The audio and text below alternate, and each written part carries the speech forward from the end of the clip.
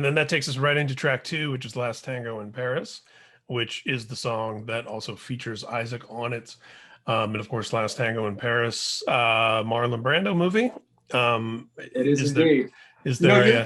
You're the first person, and I've done a lot of interviews. You're the first person to actually bring that up. That wasn't someone on the internet trying to say bad things about it. So, yes, that's the rough reference here. There's not, because I know how controversial that movie is. It's only controversial in recent times, which is a whole conversation in and of itself. But yeah, exactly. But like, I know how controversial that movie is, so I can say, before we even get into the actual track of this and what makes this a track, the title of the track is not a direct reference to the movie. I'm not referencing the movie and the lyrics or anything like that. I liked the general concept of it, which is essentially a prostitute killing a pervert. And then I also liked what was the very attractive title to Last Tango in Paris and what it meant. I thought it was great. So yeah, I mean, that's why it's called. And who could have ever imagined that not only would there be filmmakers and actors having to explain their art from several decades ago, but that a band who loosely names a song after a movie from several decades ago suddenly has to explain it as well. Yeah, definitely not putting you in that position. And it's a great film, for better or worse. And I think that art, while it does not exist in a vacuum, I mean, it gets into the whole conversation of like, can you still watch Rosemary's Baby? Can you listen to Burzum? Can you, to me, art is art. And it's like, once it's made, I don't separate those things from it. Far from it, actually, but it doesn't change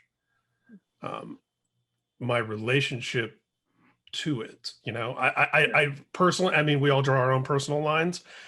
I don't think there's anything ethically wrong with me listening to Burzum, so long as I'm not handing Burzum my dollar. Right. I agree. Me. No, we definitely see eye to eye on that. And yes, I think it's a great movie, and it's something that people should see, and they should come to their own opinions on, as opposed to just reading some sort of op-ed on New York Times that says it's horrible and you should never watch it. You should watch it for yourself, figure out what you think about it. Because just like everything else, it is very subjective. And I think ultimately the end note on that movie is a positive one that most people would agree with. So for sure. But that's just the title though. And it's interesting how art is getting deconstructed and unpacked, which it should be, and yet the more sort of reductive, this new binary of like something has to be all good or all bad, as opposed to nuanced and complicated. There's a tendency right now in our culture to avoid nuanced and complicated conversations in favor of very, you're this or you're that, and you feel this way or that way. So again, much like your band's very name, I think art should invite conversation and be messy and uncomfortable, so I agree. You've just touched on a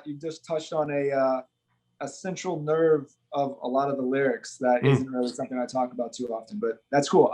That's a very good way to bring that into the conversation here, which will come in later with more controversial songs. So, yeah. Very nice. I thought maybe we were gravitating on a similar wavelength here. Definitely. We definitely are.